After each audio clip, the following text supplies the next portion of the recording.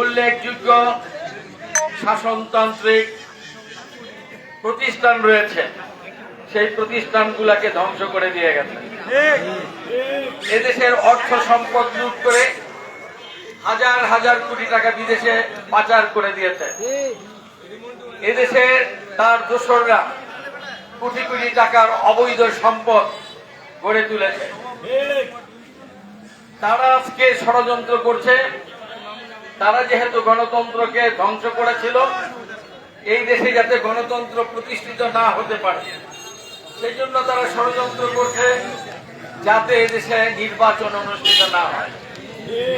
পাকিস্তান আমলেও স্বৈর শাসকের বিরুদ্ধে দেশের মুক্তিকামী জনতা আন্দোলন করেছি, মুক্তিযুদ্ধ করেছি। সেই সময়ও পাকিস্তানের দোসর যারা ছিল, তারা পাকিস্তানি দোসরদের সাথে হাত মিলিয়ে কাজ করেছে। আমরা আন্দোলন সংগ্রাম করে তাদেরকে পরাজিত করেছি। বাংলাদেশ হওয়ার পরও স্বৈর শাসকের সাথে যারা আতাত করে কাজ করেছে, আমরা আন্দোলন করে তাদেরকেও পরাভূত করেছি। আজকে স্বৈর শাসক পলাতক এবং তাদের দোসররা বাংলাদেশে বিভিন্নভাবে রাজনীতি করে, বিভিন্নভাবে রাজনীতির অঙ্গনে থেকে ষড়যন্ত্র করছে। এদেশে যাতে গণতান্ত্রিক রাষ্ট্রীয় ব্যবস্থা পরিবর্তন না হয়, আমরা জনগণের প্রত্যাশা পূরণে বিএনপি বদ্ধপরিকর। গণতান্ত্রিক রাষ্ট্র ব্যবস্থায় নির্বাচনের বিকল্প আর কিছু নেই, সেই কারণে নির্বাচন হতেই হবে। আমাদের প্রিয় নেতা তারেক রহমান বিভিন্নভাবে জাতির উদ্দেশ্যে বক্তব্য দিয়ে গণতন্ত্র প্রতিষ্ঠা কেন করতে হবে, কিভাবে করতে হবে তার দিক নির্দেশনা দিয়েছেন। বর্তমান অন্তর্বর্তীকালীন সরকার এবং নির্বাচন কমিশন আগামী বছর ফেব্রুয়ারিতে একটি সম্ভাব্য দিন তারিখ নির্ধারণ করে দিয়েছে নির্বাচনের জন্য।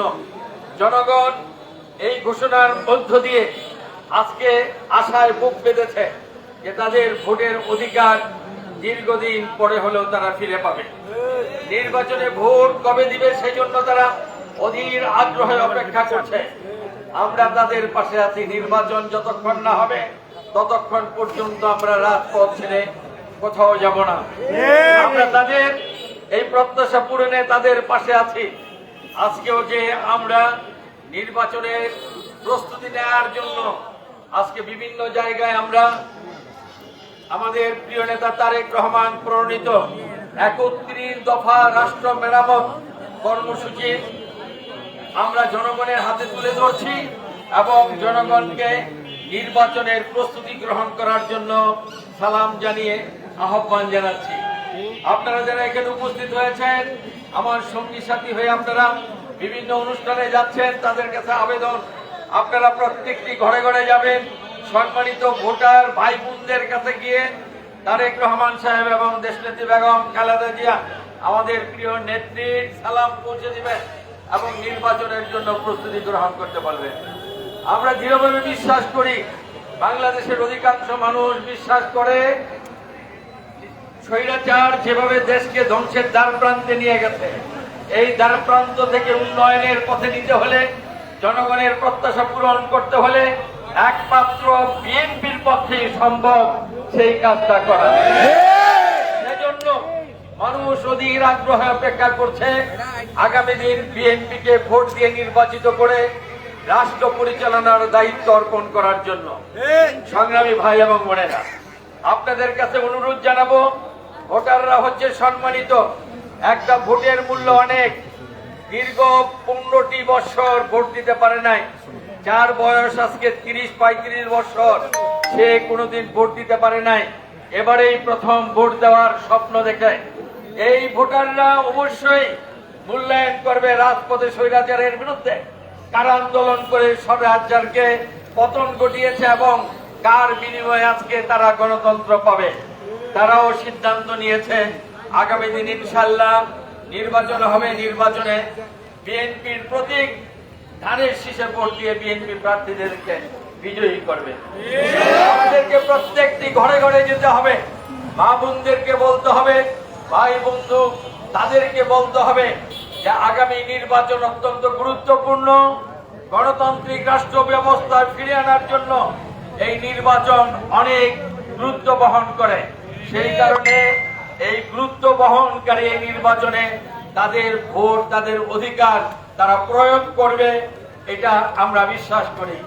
এবং তাদেরকে আহ্বান জানাতে হবে, কোন ব্যক্তি, গোষ্ঠী বা দল যদি কোন রকম ষড়যন্ত্র করে এই নির্বাচনকে নিয়ে, নির্বাচন ব্যাহত করতে চায়, গণতন্ত্রকে প্রলম্বিত করতে চায়, তার বিরুদ্ধেও বিএনপি আন্দোলন করবে। সেই আন্দোলনে তাদেরকে আমরা পাশে পেতে চাই, তাদেরকে আমরা পাশে পেতে চাই।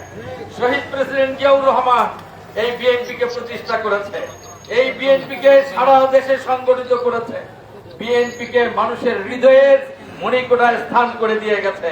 তারও বর্তমানে আমাদের প্রিয় নেত্রী দেশনেত্রী বেগম খালেদা জিয়ার নেতৃত্ব দিয়ে এই বিএনপিকে সমৃদ্ধশালী করেছে।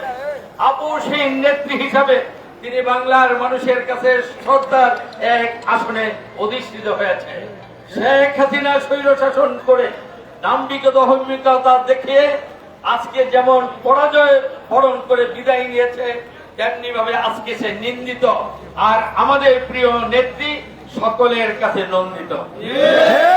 বিএনপির গৌরব আমাদের নেত্রী, আমাদের গৌরব তারেক রহমান এখন দুজনের নেতৃত্ব দিচ্ছেন। এই নেতৃত্বের প্রতি বাংলাদেশের মানুষ আস্থাশীল। যখনই আমাদের প্রিয় নেতা তারেক রহমান বাংলাদেশে ফিরে আসবে, এদেশের মানুষ তাকে সাদর সম্ভাষণ জানাবে, জানাবে। আমাদের প্রয়োজন ঐক্যবদ্ধভাবে সুন্দরভাবে সংগঠনকে গড়ে তোলার, ভালো মানুষ দিয়ে সংগঠন করতে হবে। অন্যায়, অত্যাচার, নিপীড়ন যারা করেছে তাদেরকে প্রত্যাখ্যান করতে হবে। অন্যায় অত্যাচার করেছে, মানুষ খুন করেছে, অর্থ সম্পদ লুট করেছে, তাদের বিচার বাংলার মাটিতে যেতে হয়, তার জন্য আমাদের ব্যবস্থা করতে হবে। আমরা সবসময় থাকবো একটা আদর্শ নিয়ে, দেশের মানুষ এবং দেশের কল্যাণে কাজ করা। এটাই তো আমাদের প্রিয় নেতা শহীদ প্রেসিডেন্ট জিয়াউর রহমান এই আদর্শের বীজ বপন করে গেছেন। এই আদর্শের বীজ অঙ্কুরোদ্গম হয়ে আজকে অনেক বড় হয়েছে, ফুলে ফুলে সজ্জিত হয়েছে। আমরা এর সুফল জনগণের দ্বার প্রান্তে পৌঁছে দিব ইনশাআল্লাহ। আমরা বদ্ধপরিকর। নারায়ণগঞ্জের 5টি নির্বাচনী এলাকায় আমি কাজ করছি, আপনারা জানেন। বিএনপির মনোনয়ন যে